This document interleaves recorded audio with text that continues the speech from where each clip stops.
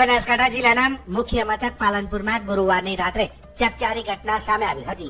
પાલનપુરના બારડપુરા વિસ્તારથી ભક્તોની લીંબડી સુધીના વિસ્તારમાં બે જૂથો વચ્ચે ખુલ્લી તલવારો અને ધોકા સાથે અથડામણ સર્જાઈ હતી. જાહેરમાં જ બંને જૂથો તલવારો લહેરાવતા અને મારામારી કરતા જોવા મળ્યા હતા, જેના દ્રશ્યો કોઈએ મોબાઈલમાં કેદ કરી સોશિયલ મીડિયામાં વાયરલ કર્યા હતા. આ બનાવ બાદ શહેરમાં ચકચાર મચી ગઈ હતી. સામાન્ય નાગરિકોમાં ભયનું વાતાવરણ સર્જાયું છે, કારણ કે જાહેર રસ્તા પર અસામાજિક તત્વો આ રીતે બેફામ બની તલવારો સાથે બાખડતા જોવા મળ્યા હતા. આ ઘટનાએ પોલીસ વ્યવસ્થાની કાર્યક્ષમતાને લઈને પણ સવાલો ઉભા કર્યા છે. ત્યારે મળતી માહિતી મુજબ આ અથડામણ ખંડણીના મુદ્દે બે જૂથો વચ્ચે થયું હોવાનું ચર્ચાઈ રહ્યું છે. ઘટનાની જાણ થતાં જ પાલનપુર પૂર્વ પોલીસ મથક દોડી જઈ સ્થિતિ કાબૂમાં લીધી હતી. પોલીસે 4 શખ્સો સામે ગુનો નોંધ્યો છે અને વધુ તપાસ હાથ ધરી છે.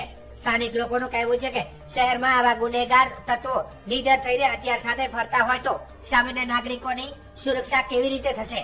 હાલમાં પોલીસે સમગ્ર ઘટનાના સીસીટીવી ફૂટેજ અને વાયરલ થયેલા વિડીયોની મદદથી અન્ય શખ્સોની પણ ઓળખ કરવાની પ્રક્રિયા શરૂ કરી છે. હવે જોવાનું એ રહ્યું કે અસામાજિક તત્વો પર ક્યારે કાયદાનો દંડો વાગે છે અને શાંતિ ભંગ કરનાર તત્વો સામે કઈ કાર્યવાહી થાય છે.